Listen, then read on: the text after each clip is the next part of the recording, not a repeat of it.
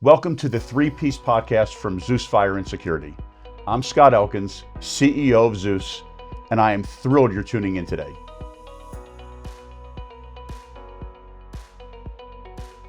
At Zeus, our mission is simple: protecting people, property, and profits. And we do it through innovation, teamwork, and a relentless drive for excellence.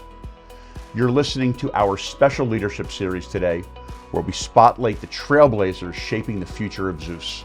These conversations are all about the people behind the strategy, their journeys, lessons learned, and the bold thinking that moves our business forward. Today's guest is someone who truly embodies innovation and leadership, Priya Sarai, our Chief Information Officer here at Zeus. Priya is an award-winning techno-business leader with nearly 2 decades of experience driving strategic growth, operational efficiency, and digital transformation across industries. Priya started her career as a Java developer and rose through the ranks, serving as a business analyst, project manager, and quality assurance lead before taking on CIO roles and delivering enterprise-level impact. With a bachelor's in engineering from Mumbai University and an MBA from the University of Pennsylvania's Wharton School of Business, Priya brings both technical depth and business acumen to everything she touches.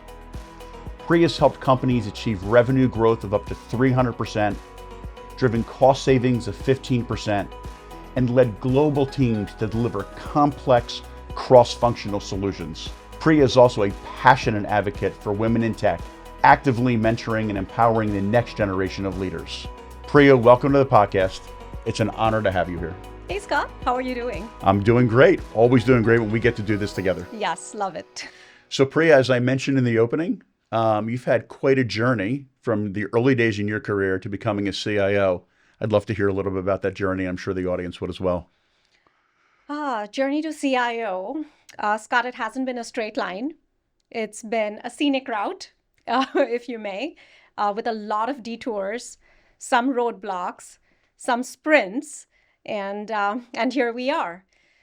Started in Mumbai as a Java developer, like you said in your introduction. And if I go back to 2003, 2004 timeframe, I wouldn't imagine that the young Priya then would ever think about sitting in the seat right next to you, filming a podcast, talking about my journey to be a CIO. It's quite unbelievable, and yet very believable.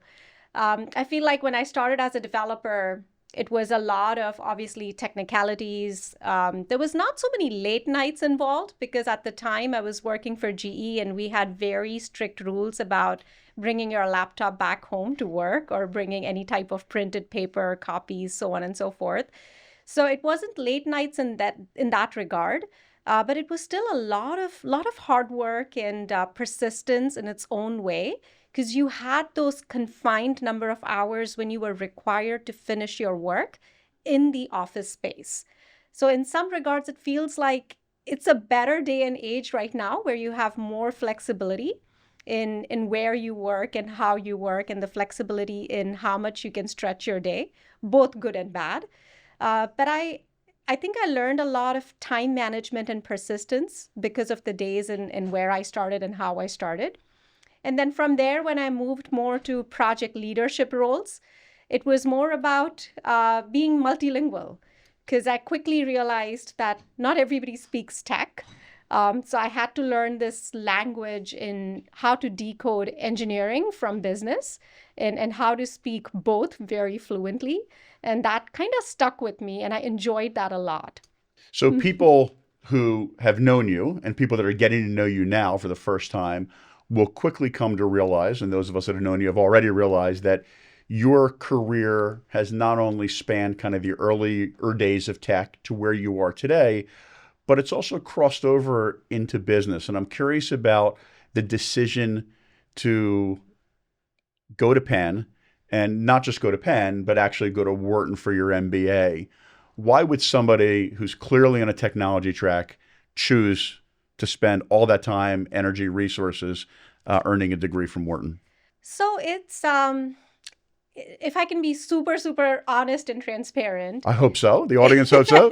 I'm a TV buff. And I watch movies and TV and Netflix whenever I'm trying to unwind from my day. Primarily Friends.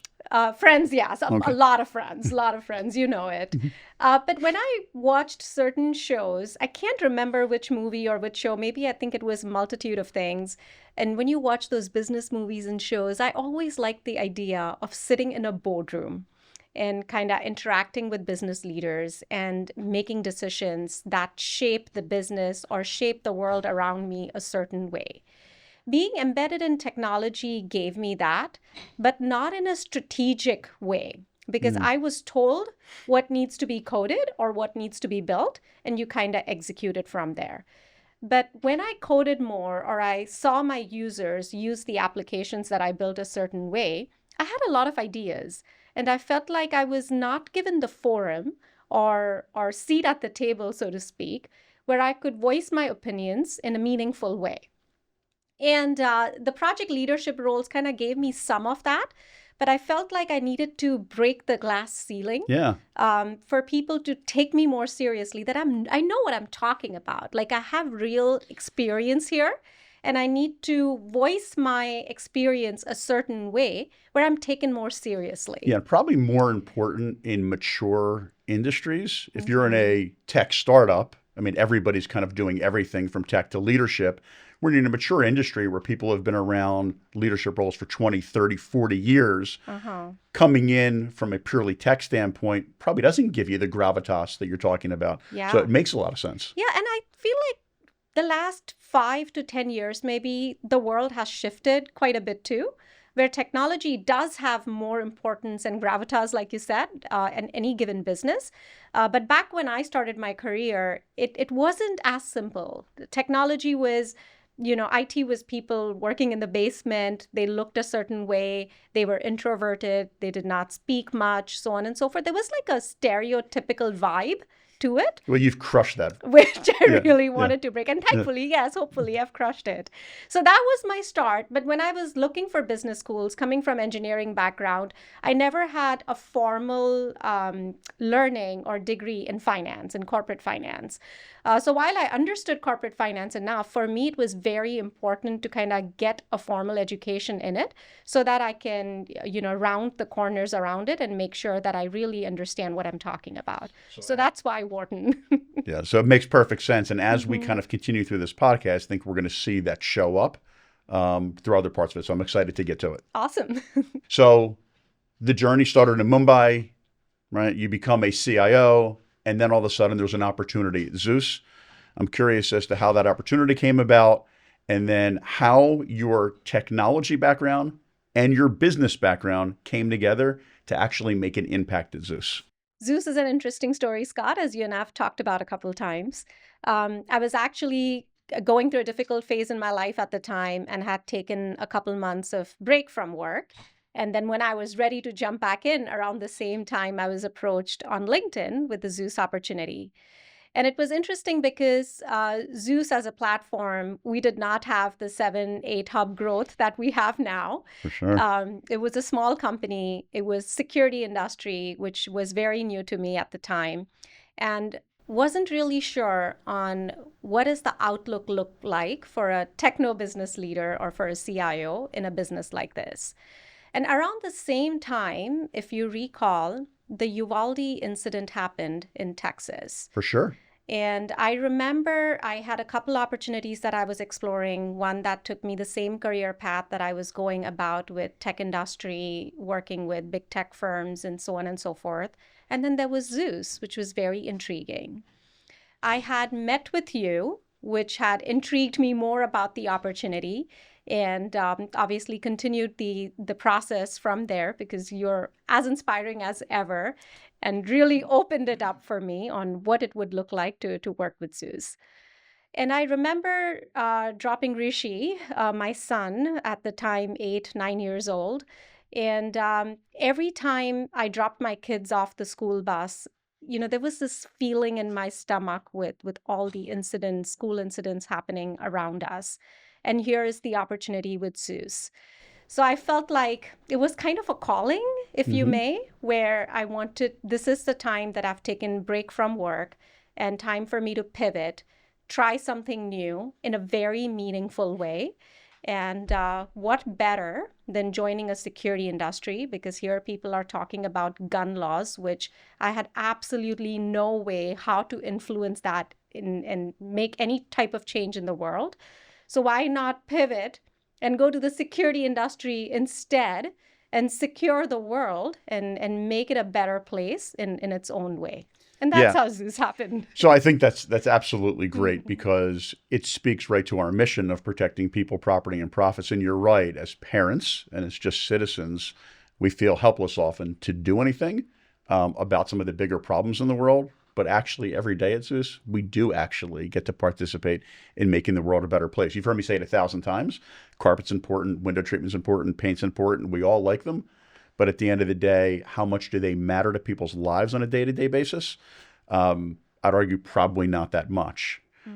But the work that we do, and we get stories, and we talk about these stories at every meeting about how a system installation, a monitoring dispatch, or something that we've done has directly impacted people, directly impacted a business's ability to maintain their profit, and certainly, and in the case of fire and others, their property as well. So yeah. And then the zigzag in your career, your career has zigzagged, but I think is normal, right? There's this expectation that careers are linear. They're not. They tend to be zigzagging. But then we get to Zeus, and the term AI hadn't really even been used on a regular basis. And now there's another zig and a zag. And that really leads into the next question, which is, of all of the work that you've done here, and we've talked about, and we probably will continue to talk about the work we've done to harmonize all of our businesses, to make sure that from a technology standpoint, the company's safe, which is another way we protect people, property, and profits. But all of a sudden, this AI thing happens, and I know you've done your own podcast series and continue to, but that was a pretty big zig. Yeah. And it's interesting where, leaders who are not from technology, that's not what they live and breathe every single day. AI suddenly happened because I think ChatGPT kind of turned things around where everybody's suddenly talking about AI. And that zag in my zig was a very fun zag, I'll say, because when we are not linearly going in our career and in our lives, some of them kind of take you behind and take you back, and some kind of give you a boost. And I feel AI has given us a boost in many ways than one.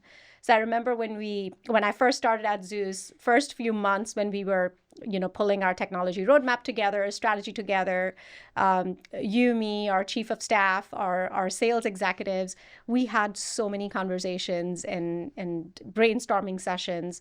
I brought AI to the table. I remember you being on board instantly about it. You saw the vision with me, and we were pushing our leaders alongside to kind of take it to a different level.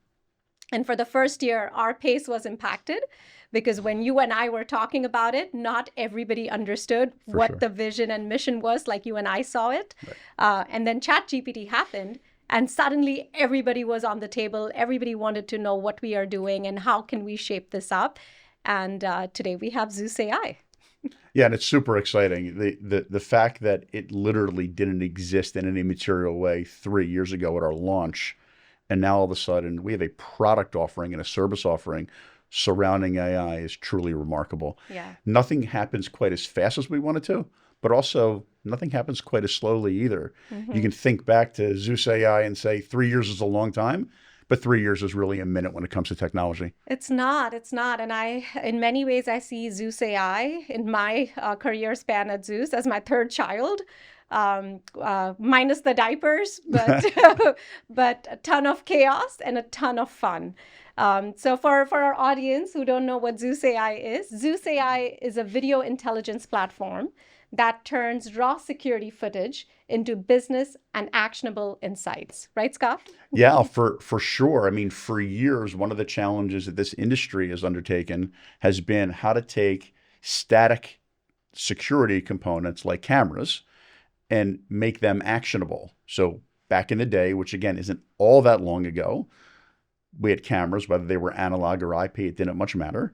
there was an event, a break-in, a slip and fall, something bad happened at a location, and then we use that video to determine what had already happened. And that's great, and it makes a lot of sense. And sometimes a bad guy hopefully would see video and decide that they would go elsewhere. So Right. we were doing our job. We were protecting people, property, and profits for sure. The difference with ZeusAI is that we're able to provide customers with intelligent data that actually helps inform them as to how to best operate their business, how to maximize efficiency, how to maximize profitability, and even get ahead of the event, maybe the bad event that's going to happen, by predicting what's going to happen based on AI, machine learning. It's been a legitimate revolution that frankly feels like it's just getting started. Yeah. And if I may, for me, it clicked, or ZeusAI clicked, for twofold reasons. One was coming from e-commerce industry and other industries. I often saw, especially during COVID times, often saw that our customers or stakeholders then were used to so much of data, like which customer or customer's customer is logging onto the website. Where are they navigating? Where are they going? What type of product or food for a QSR industry are they adding to cart? Who is abandoning the cart? Who is deleting items? How many items you're adding and then redacting? And who all are actually going through the full shopping experience? You have all this data in your hand for your digital sale.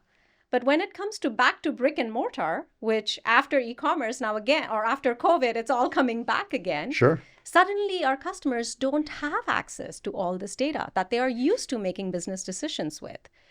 And wherever you step in, the number of lights you have, if not equal amount, you at least have a ratio comparable where you have cameras around you. Right. And you have all this video data that, yes, is being used for security, like you said, but how can we amplify that data more or enhance that data more to give you more actionable insights? Yeah, so we often talk about unintended consequences, but there's tons of unintended benefits. You know, we installed closed circuit television traditionally in this industry for, you know, the last 30, 40, 50 years. And for those cameras that are still hanging on walls, they're all capable of providing us intelligent information. And that was never contemplated, which is just amazingly cool to think that an investment made 10 or 15 years ago could actually be used for an incredibly important and totally different use case today. Absolutely. And we are at like this juncture where we have the right set of technology available at a good price point. You talk about ZeusAI on a box on the edge with hardware. We have reasonably priced hardware boxes available now where you can do it on the edge. You can go cloud where you have reasonable cloud options with secure cloud options. But a few years ago, people were worried about data privacy, data security in cloud. And now all of this is existing where cybersecurity has evolved so much where you can do ZeusAI or any AI in cloud or AI on edge. And obviously we have cameras. You can convert analog cameras into digital cameras, or IP cameras connect with AI and give more insights. So you have all these solutions and technology that can be packaged in unique ways and give you the outcome that the business desires. So this would be the perfect time for you to look directly into the camera and tell everybody where they can find your weekly podcast on ZeusAI before we move on. Of course. So you can find me, or you can find ZeusAI on our YouTube channel at Zeus Fire and Security, or hit me up on LinkedIn, or you can find us on zeusfireandsecurity.com/ZeusAI. So that's great, and everybody should certainly like, everybody should certainly share, and everybody should certainly subscribe. So before we wrap, just a few more questions. I wonder what it means to you personally to have been recognized not only as a leader through the Orby Award, but through Women in Technology. What does that mean to you just as an individual? We talked about your career zigging and zagging. We talked about the Priya from 20 years ago. What would the 20-year-ago Priya say to this Priya about those accomplishments? Priya from 20 years ago did not expect this. She wouldn't believe that she'll be a CIO, business leader, sitting with Scott Elkins on a podcast show. And Priya then did not dream of this or did not expect this because she did not have a role model. There is still not enough women leaders who are role models that young girls like my daughter, Trisha, can look up to and see what is the way to get somewhere. And getting somewhere doesn't need to be being an executive in a company. The getting somewhere could be merely just having a career along with having a life, a family, or whatever it is that you like to do. And still, in many ways, be it in our country, be it around the world, um, girls don't know how to find their voice and how to find their path. And that's where I feel sometimes just even being visible and talking about your journey and knowing that it's not a straight line. And yes, there can be more difficulties because of the way you look like. It's okay. Do not lose hope. Have that grit. Be persistent. Find your voice and be confident. Even if you're not confident, show that you're confident. Like right now, my palms are sweating, my legs are shaking, but hopefully it's not showing here. And that's what it means. And even if one woman or girl out there sees this or sees my journey and is inspired to take that next step, I would think I've made a difference and I've done something right. Priya, I can't think of a better way to end this podcast than with what you just said. Your message is inspirational. I've had the pleasure of being able to spend the last 2.5, almost 3 years with you, watching your journey. I've also got to watch your daughter's journey, winning a bunch of tech awards as well. So it's out there and it can be done. Thank you so much for sharing your story. Thank you so much for sharing your vision for ZeusAI. And thank you so much for being on the podcast. Thank you, Scott. This was wonderful. That wraps up another episode of the 3P's podcast. A big thank you to Priya Sarai for sharing her story, her insights, and her vision for how technology can drive real business impact. From leading digital transformation to launching ZeusAI and to mentoring the next generation of women in technology, Priya is a true force within our organization and well beyond.